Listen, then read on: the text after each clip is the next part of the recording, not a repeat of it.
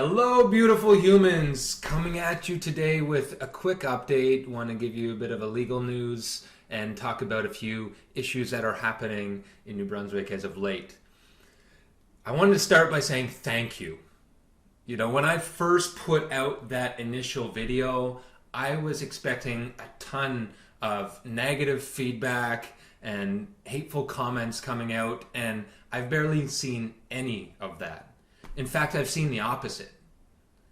There's been a tremendous amount of positive feedback, zero dislikes on these videos, and some sincere, heart-opening comments. People are hurting. People are suffering right now, and it doesn't matter what line you fall on this imaginary spectrum, this false division line that perpetuates this hateful energy between us. People are suffering across that. Humans. And it's time for us to support one another. For us to rally around. We're not each other's enemy. We need to come together and take care of one another. And let's keep this momentum going. People are waking up. The comments are coming in resoundingly positive. People are ready for change and policies that benefit all people. Justice for all of our people. Okay, now moving on into the updates for today. I just learned how to split a screen to be able to show content while be able to talk at the same time and feature my videos. So I'm going to test that out.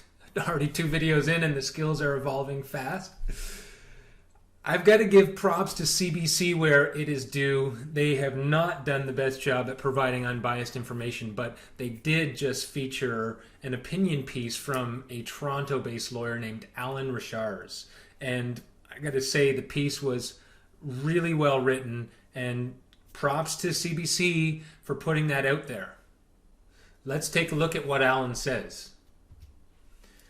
Listen closely, and one might be able to discern the unmistakable sounds of our elected and unelected officials frantically firing up gaslights and moving goalposts on COVID restrictions and vaccinations.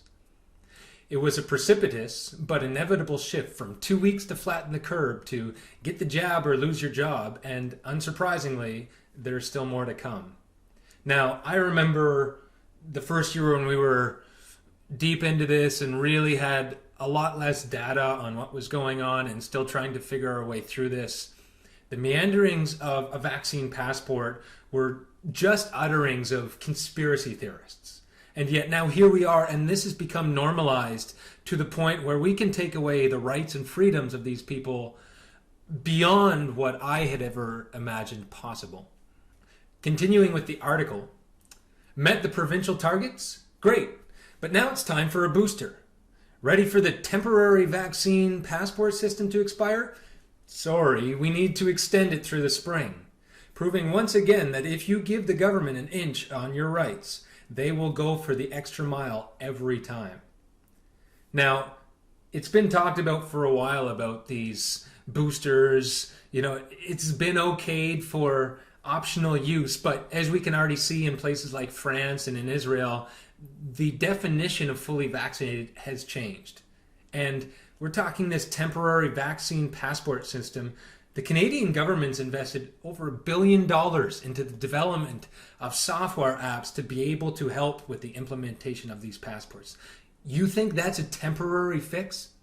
How convenient is it for them that they can have all of your private medical information, your passport, your driver's license, all of that information and more stored in one digital passport that tracks where you are and what establishments you go to at any given point in time? For nearly 2 years, debate and dissent from burdensome COVID restrictions has been short-circuited with demands that citizens trust the science. A modern take on debate-diffusing exhortations to support our troops during the war on terror. And every infringement on citizens' privacy, mobility, autonomy, and conscience rights has been justified by officials in the name of infallible technocratic might of the science.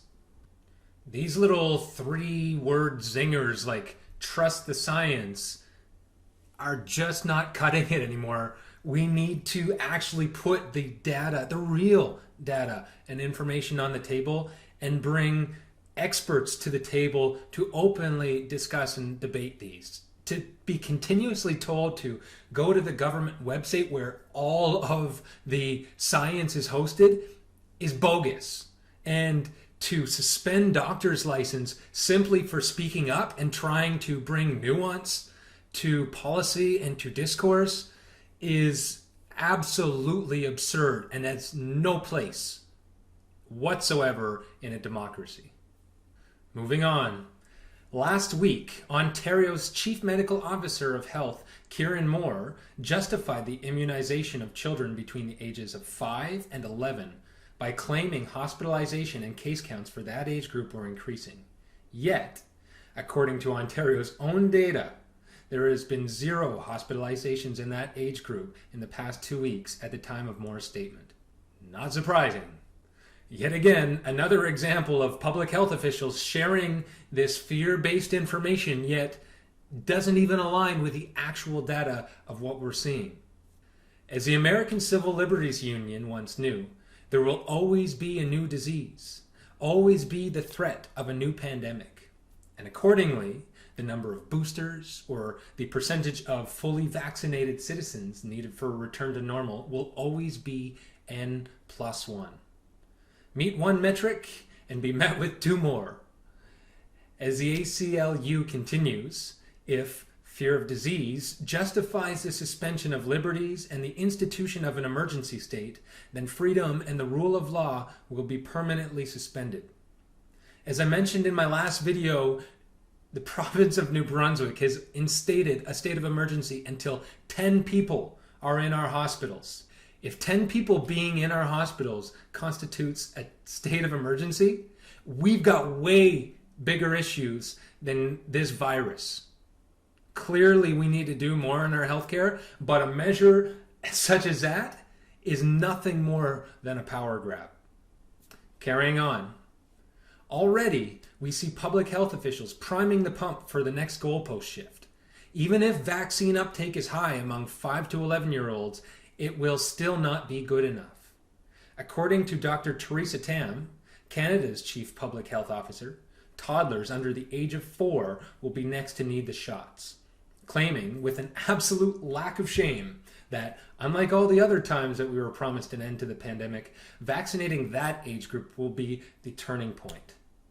Now, that has got to scare people. Like, how many times have you seen a toddler or a child 4 years old in the hospital or dying from this? Virtually none at all.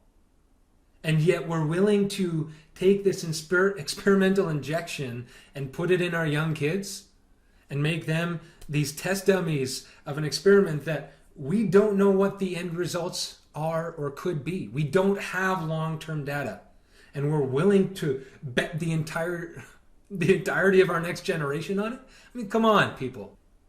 Until public opinion turns sharply against the government overreach, we will continue to live in an artificially prolonged state of emergency, beholden to the whims of bureaucrats and elected officials. Alan is spot on.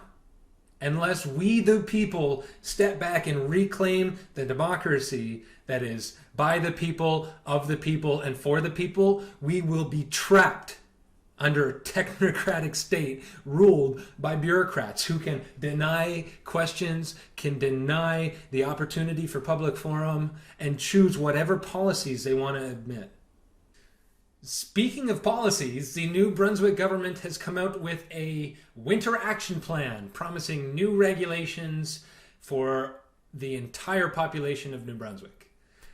Within that plan, there is restrictions around gathering and bringing people together during the vacation time, asking non-vaccinated individuals to not even participate at these indoor events. So, if you have any unvaccinated family members, for whatever reason, don't invite them to your holiday celebrations. And what's worse is the New Brunswick government has given the green light to grocery stores, to food providers, to deny unvaccinated people entrance into these establishments. Now, That is mind-blowing. At what point does food not become an essential service? Throughout this entire 2-year stretch, public health never once has mentioned boost your natural immunity. Go out in nature, get exercise, eat healthy, organic, locally sourced food. Take natural supplements that boost your immunity. Because we know that with a higher immunity comes a higher protection from any kind of virus, period.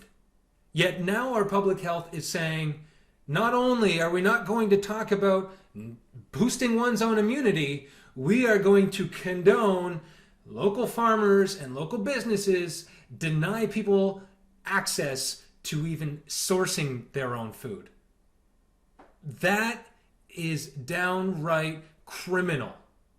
And I don't care what your level of vaccination, your level of where you fall on this spectrum, all of us need to be sounding the alarm.